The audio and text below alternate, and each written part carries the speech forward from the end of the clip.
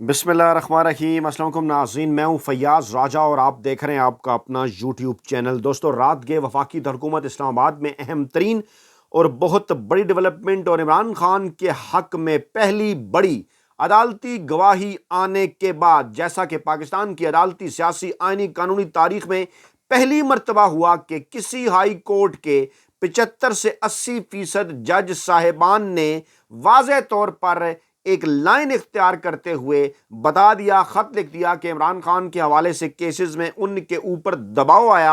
अब ये इत्तलात हैं रात गए के सुप्रीम कोर्ट ऑफ पाकिस्तान में भी मुमकिना बगावत की खबरें हैं और इस्लामाबाद हाई कोर्ट के अंदर तो 6 जज साहिबान सामने आए हैं खुलकर, और सुप्रीम कोर्ट के अंदर 5 जज साहिबान के नाम लिए जा रहे हैं। आगे चलकर हम आपको बताते हैं। और रात गए एक खतरनाक वीडियो भी लीक हुई है जो बताती है कि किस तरह से इमरान खान वक्त से कहीं आगे, किस तरह से इमरान खान ने पाकिस्तानी कौम और आवाम को जो कुछ कहा वो एक एक करके, बारी बारी करके मुकम्मल तौर पर सच साबित हुआ। लेकिन इस वक्त सूरत हाल क्या है? पाकिस्तान तहरीक इंसाफ, जिसको फ्रंट फुट के ऊपर खेलना चाहिए था, जिसमें बड़ी तादाद में वकला आए गुज़श्ता दिनों एक साल के अंदर, जिसमें बड़ी तादाद में वकला को टिकट मिला, इमरान खान के ऊपर के नाम की वजह से वकला नशिस्तें जीते, कोई सेनेटर बन गया, कोई कौमी असम्बली के अंदर चला गया। लेकिन इस वक्त जो फ्रंट फुट के ऊपर इस मामले के ऊपर खेलना चाहिए था,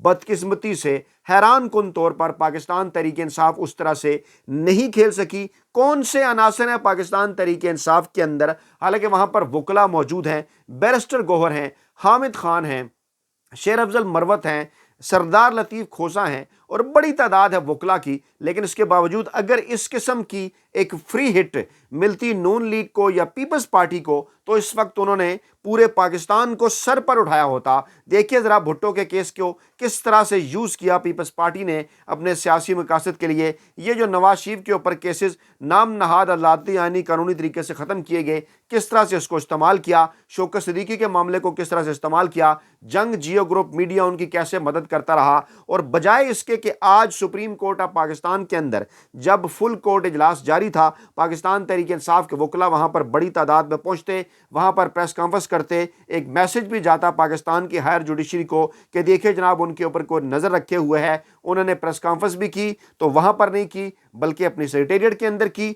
और इसी तरह से सोशल मीडिया के ऊपर अगर पाकिस्तान तहरीक इंसाफ के वो वॉलंटियर्स ना होते तो शायद ये इस तरह से वो माहौल भी ना बना पाते, क्योंकि ऐसा पाकिस्तान की अदालती आइनी कानूनी तारीख में पहली मरतबा हुआ है कि इस्लामाबाद हाई कोर्ट, एक अहम तरीन हाई कोर्ट, बड़ी अदालत के 8 में से 6 जज साहिबान, अब 8 में से जब ये 6 जज साहिबान हो तो यहाँ पर ये सूरत हाल बड़ी वाज़ेह है, यानी 4 में से 3 हिस्से यानी 75%। और जस्टिस औरंगजेब के मुतालिक भी कहा जा रहा है कि उनके दस्तखत नहीं है लेकिन वो इंडोर्स कर चुके हैं। तो इस तरह से ये तादाद जो है ये तकरीबन 90% तक जो है वो जा पहुँचती है। लेकिन इसके बावजूद पाकिस्तान तहरीक इंसाफ उस तरह से यूटिलाइज नहीं कर सकी इन तमाम तर चीज़ों को। इसको यकीनी तौर पर क़यादत को देखना होगा और ख़ास तौर पर कमेंट बॉक्स के अंदर आपके कमेंट भी आने चाहिए कि कौन है वो लोग जो पाकिस्तान तहरीक इंसाफ को इस मौके के ऊपर फ्रंट फुट पर नहीं खेलने दे रहे। और ये एक ऐसा मौका है कि जिसको ना सिर्फ इमरान खान की मुमकिना रहाई के लिए बल्कि पाकिस्तान के जो आम आवाम है उनके साथ आइन और कानून और जमहूरियत के साथ जो कुछ खिलवाड़ हुआ उसको इस वक्त एक्सपोज करने का ये सबसे बड़ा मौका था। और इस मौके के ऊपर एक और जो है वो गैर आइनी काम होता है इस्टेब्लिशमेंट की जानिब से। सुप्रीम कोर्ट ऑफ पाकिस्तान के चीफ जस्टिस काजी फैज ईसा से राबता कर लिया जाता है, पैगाम रसानी होती है। और आज इत्तलात ये हैं कि दिन 2 बजे शहबाज शरीफ जो कि इस्टेब्लिशमेंट के चुनतखब वज़ीर आज़म हैं वो जस्टिस काजी फैज ईसा से मुलाकात करेंगे। इस्टेब्लिशमेंट के काजी फैज ईसा से हंगामी राब्ते का क्या मतलब है? क्यों इस्टेब्लिशमेंट के जो तर्जमान हैं, जो मौजूदा चुनतखब वज़ीर आज़म हैं शहबाज शरीफ, डेफिनेटली उन्होंने राब्ता किया, वो राब्ता करेंगे तो डेफिनेटली इस्टेब्लिशमेंट राब्ता कर रही है। और इस हंगामी राब्ते के नतीजे में कल उनकी मुलाकात भी हो रही है, क्योंकि किसको ये बात नहीं पता कि गुज़श्ता जो 1.5 साल का सेटअप पाकिस्तान के अंदर था उसके पीछे कौन था। इस वक्त जो पाकिस्तान के अंदर सेटअप बनाया गया है इसके पीछे कौन है। ये तमाम तर सेटअप बनाने का मकसद क्या था? इमरान खान का रास्ता रोकना। और अब ये बात तो वाज़ह तौर पर साबित होगी कि अदलिया के अंदर इमरान खान के खिलाफ इस्लामाबाद हाई कोर्ट से जितने भी फैसले आए वो तमाम के तमाम जो है वो दबाव का नतीजा थे। और उसके बाद सुप्रीम कोर्ट ऑफ पाकिस्तान में तो चीफ जस्टिस काजी फैज ईसा साहब बैठे हुए थे,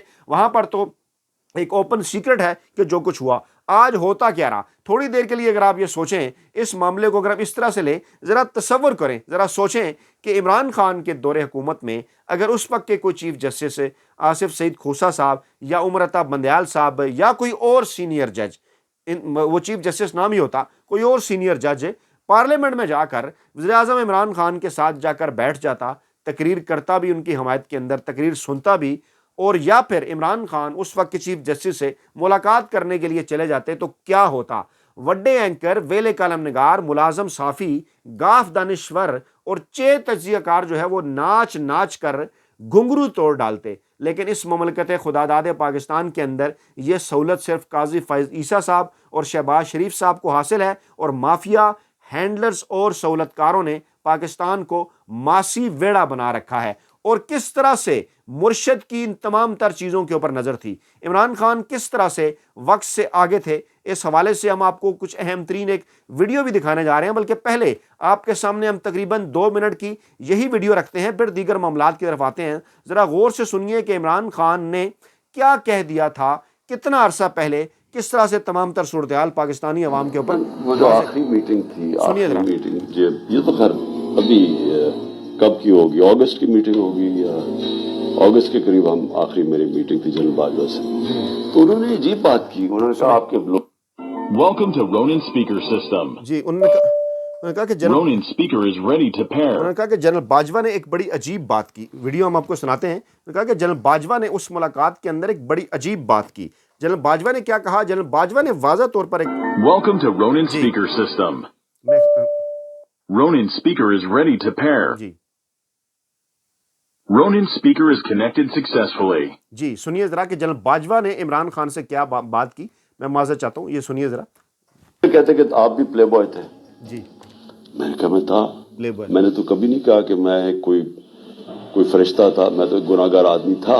تو اللہ کا قرآن میں وہ کہتا ہے میں جب چاہوں کسی کو سیدھے راستے پہ لے گیا ہوں، رحمان اور رحیم ہے. لیکن میں نے سوال کیا، میں نے کہا کیا ہماری ایجنسیز کا یہ کام ہے کہ لوگوں کی بلیک میل کرنے کے لیے ان کے اوپر فائلیں بنائی جائیں تاکہ ان کو کنٹرول کر سکے؟ یہ ایجنسیز اس لیے قوم پیسے خرچ کرتی ہے کہ ملک کی دفاع، یہ ملک کی دفاع ہو رہی ہے. تو میں تب بھی میں سمجھا کہ دیکھیں ان کا جو سوچ ہے نا وہ ایک ہمیں ہٹانے کے لیے، ایک جیسے ہمیں ہٹایا اس کے بعد جب انہوں نے دیکھا کہ پبلک ان لوگوں کو مسترد کر گیا. میرے ساتھ پبلک اس لیے آئی کہ ان تینوں کی شکلیں دیکھ کے تو لوگوں کے اندر ایک غصہ آیا، لوگ جان گئے تھے ان لوگوں کو. تو اس وجہ سے لوگ ہماری اتنی مقبولیت ہونی شروع ہو گئی. تو جب جنرل باجوہ کو بھی یہ پتہ چلا تو ان کو ریورس کر دینی چاہیے تھی.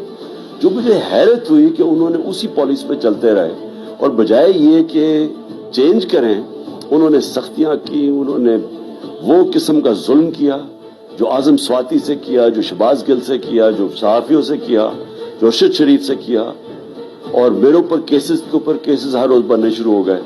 اور یہ پھر آڈیوز نکلنی شروع ہو گئی. اور یہ آڈیوز تو یہ اب کس کے پرائم منسٹر کی سیکیور لائن کی کون ٹیپ کر رہا تھا؟